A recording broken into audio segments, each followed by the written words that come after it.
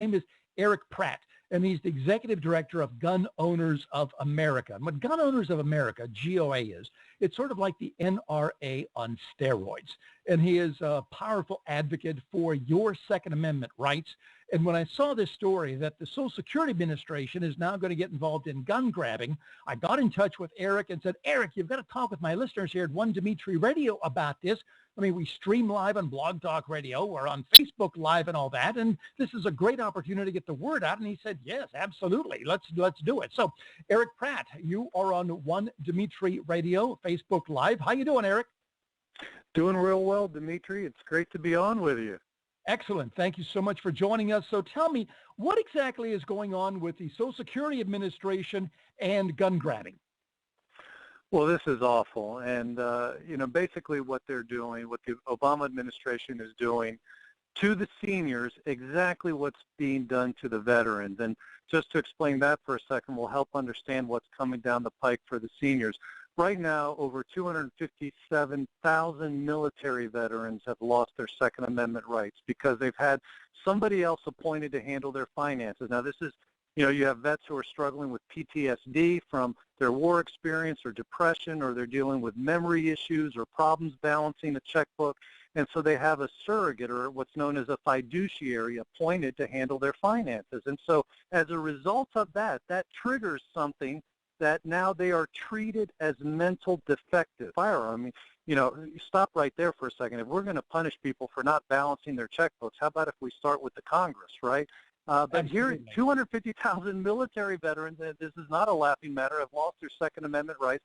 So as a result, veterans are being forced to choose between getting their benefits and losing their guns, or refusing the benefits to keep their guns.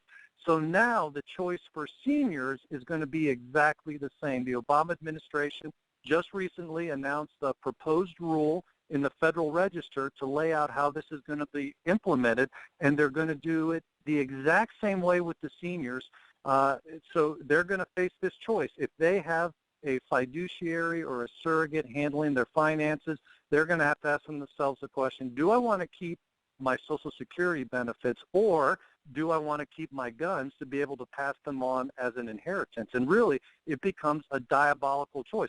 As I said, already over 257,000 military veterans have lost their gun rights. Early reports are that with seniors, it's going to be about 70,000 a year that are going to be added into the NICS background check system. It's unbelievable. My wife handles our finances. She does the checkbook and everything else. So I guess in the eyes of the Social Security Administration, I'm not qualified to own my guns. That's certainly the case if you're a senior, and that has been an official designation. And we see this type of thing. Take John Arnold, who's a military veteran. I believe he's in his 70s, but he suffered a stroke. His VA counselor reported that into the FBI NICS system, and so he gets a letter from the VA after this saying, you no longer can own a firearm, and they're going to be sending out an official to take his firearms. Well, thankfully, he leaked that out to the media. As a result of that, John Arnold lives in Idaho. Over 100 people showed up on his front lawn on the day that they were going to come take his guns. The sheriff showed up. Legislators from Idaho and as far as Washington showed up on his front lawn to interpose themselves and say, you're not going to take John Arnold's gun. Thankfully, that VA inspector official showed up, saw the crowd, talked for a little bit with the sheriff, and then left without his firearms. And so that was great for John Arnold. Obviously, this same scenario would be very difficult to repeat for hundreds of thousands of senior citizens and military veterans all across the country. By the way, Dimitri, this shows the problem with Obamacare, because when you think about how John Arnold's case started with his VA counselor reporting it to the FBI NICS system, with Obamacare, you're going to have the centralization of medical information. And this is the thing that Gun Owners of America has warned about for a long time, that once you start integrating that data with the NICS system and with all the other federal databases, they're going to be able to access and ban people from owning firearms based on their medical information.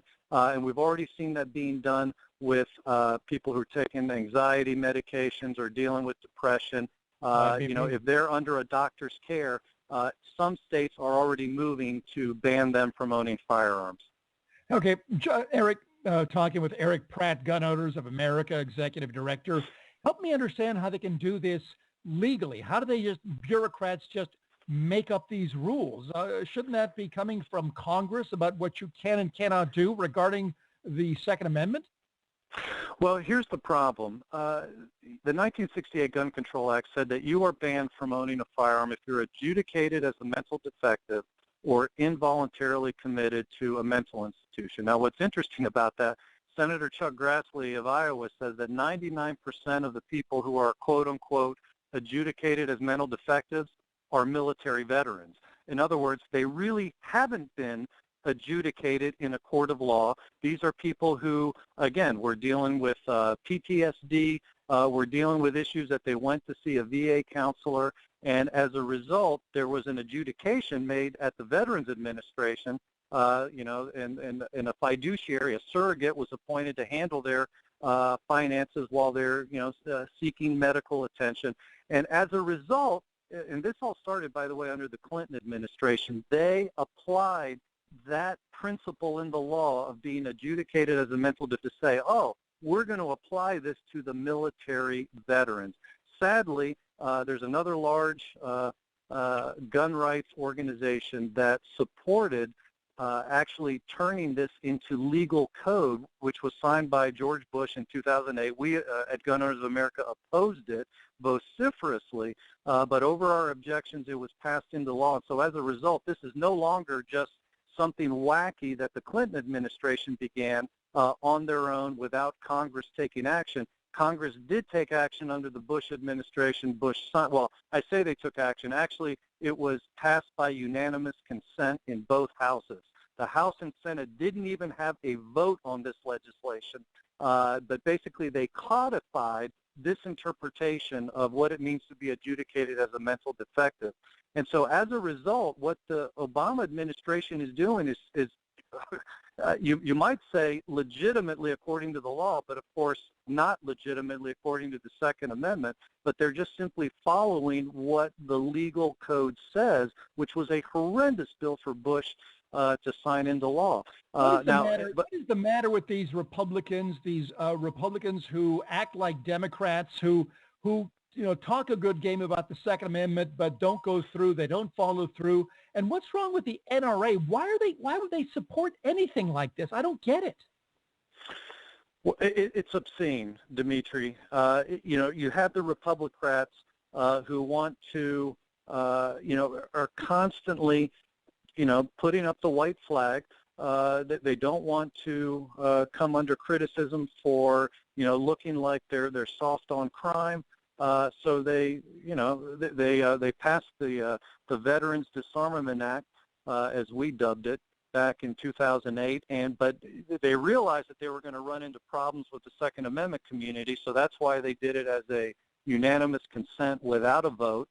They sent it to the president, and it's simply obscene. And sadly, yeah, you're right, the NRA sided with them. They endorsed that legislation. You can go to our website at gunowners.org. You can see a letter that we posted to them saying why that was a mistake, how this was going to be abused. And now we're seeing the abuses, Dimitri. We're seeing how an anti-gun administration can take this and run with it further than anybody would have ever imagined.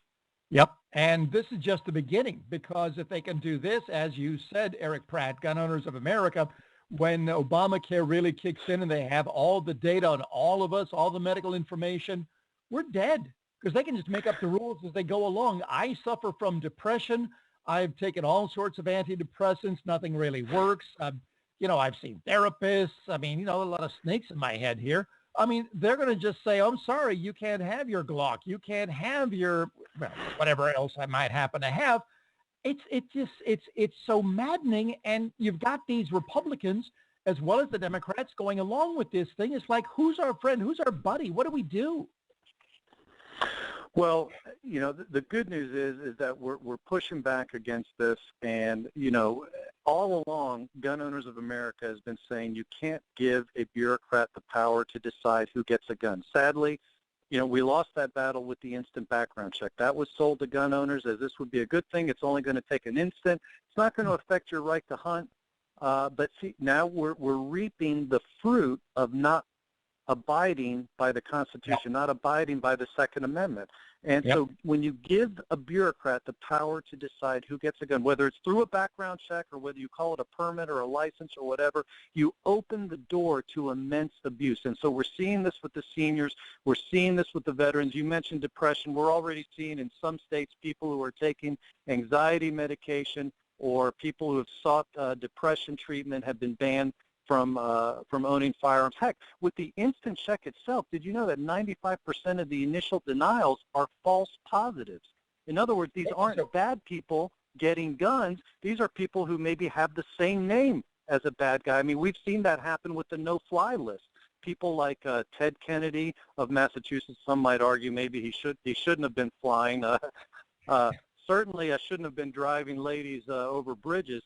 But, other congressmen as well have been prevented from flying. Now, when you're a congressman or a senator, you can easily get that fixed. Problem is now the Obama administration has ordered the FBI to stop dealing with the appeals where somebody's illegitimately denied, and so they appeal it. Well, the Obama administration has moved all their FBI appeal agents into other tasks. So now, if you're illegitimately denied, there is nothing that you can do until wait till we have a new president who once again starts processing those appeals. You are stuck. You lose your Second Amendment protected rights. I mean, Eric, again, how do they know that we have guns in the first place? Well, this would be when you go to buy a firearm and they run the background check through NICS. Let's say you've got your name is John Smith, and there's a John Smith born on or near the same day that you are, and so they flag it. You're not allowed to get a firearm, and now you have the right under the law to appeal that, but the appeals agents are no longer there to appeal that. In the past, it might take a few days, but you could get that overturned. Now, that's just simply not possible. The Obama administration, by the way, is using the excuse, and note the irony here. They are so busy processing all the instant background checks, because as you know, Dimitri, gun sales have been through the roof over the last years. And why have they been through the roof? Because of the president's and his administration's attack on our gun rights. People are flocking to gun stores to buy guns. And so as a result of that increased demand, they're saying we just don't have the resources then now to process any appeals that are made by illegitimate denial. So, I mean, it's an incredible hypocrisy or irony, if you will, that the success of the Second Amendment is now resulting in people being denied and not being able to get their day in court, so to speak. Absolutely. Now, Erich Pratt, I always give my guests the last word to say whatever you want directly to my listener here at 1DimitriRadio and blogtalkradio.com, and we simulcast this on Facebook Live. So I'm going to hand you my microphone, and you're free to either repeat key points or bring up new points, and also to shamelessly plug your website, your speaking engagements, your books, your social media, whatever it happens to be. So Erich Pratt, Gun Owners of America, Executive Director, my microphone is yours. Well, Dimitri, thank you so much. And you know what, while we've painted a grim picture of what's going on, and there are attacks on our Second Amendment protected rights, at the same time we need to remember we've been through this before, and we've won a lot of battles and got a lot of things overturned, like the Obama ban on the M855 ammunition last year. We helped lead a national outcry to overturn that. We've been able to defund Operation Choke Point, defund Fast and Furious, defund the shotgun ban. The point is we're winning on a lot of cases. Granted, the president keeps throwing us more and more gun control, and that's why it's all so important for people to go to our website at gunowners.org. Join up with us, $20 a year. That's less than most boxes of ammunition. And sign up to get our free email alerts. You know, you go to the Take Action button on our website, and right under that, you see subscribe to email alerts. It's free. I encourage people to do that, to get engaged in this fight, because that's how we are winning this battle. And there's still going to be work to do once this president is gone. One of the, you know, if there's a benefit to seeing him do things by executive action is that we can easily undo them by executive action. But that means if we get a Republican in the White House, we're going to need to be pestering them to actually follow through and repeal and rescind all these executive actions. So there's a lot of work to be done. I encourage people, go to our website, gunowners.org, and our Facebook page at Gun Owners of America, and like our page there. There's a lot of good information there as well. Fantastic. Erich Pratt, keep up the great work with Gun Owners of America. We'll get you on again real soon here at 1DimitriRadio.